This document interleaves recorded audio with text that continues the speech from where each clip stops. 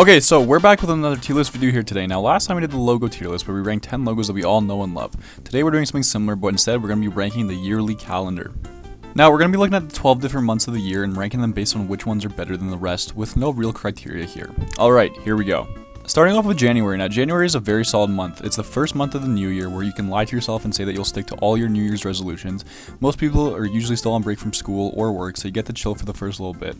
The only problem with January is that it's still really cold as it's the middle of winter, but it only gets warmer from here. January is a solid month that can get an A tier ranking today. Next off is February. Now, February is a pretty boring month. All that comes to mind is Valentine's Day, but that's a very hit or miss holiday for most people depending on how lonely you really are.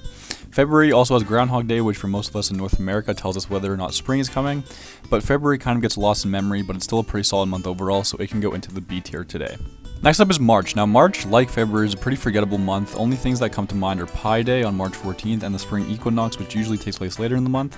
However, I do know a lot of people that have birthdays in March, if that's worth anything, so March is alright, but it can go into the B tier today. Next up is April. Now, April isn't the best month out there. The only things that really happen in April are April Fool's Day, which is a really dumb day, and Easter, which is pretty overhyped. It is the beginning of spring, but coincidentally, spring is my least favorite season of them all. April is also when most people have their final exams for university, so that's another red flag for this month.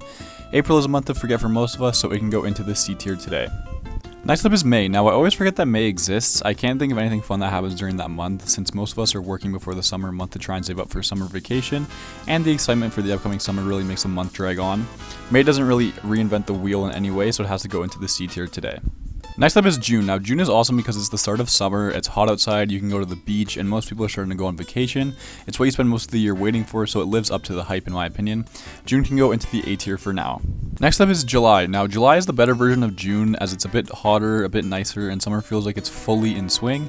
With events like Canada Day, the 4th of July, and plenty of music festivals, July is one of the best months on the whole calendar. It can get the first S tier ranking today. Next up is August. Now, going from July to August is one of the biggest downfalls of the whole year. While it's still summer, you slowly start to realize how little time you have left to enjoy your time off before school and work starts. You try to make the most of the last few weeks of August, but that looming cloud of stress and anxiety hangs over you, killing the entire mood. August is a D tier month for me.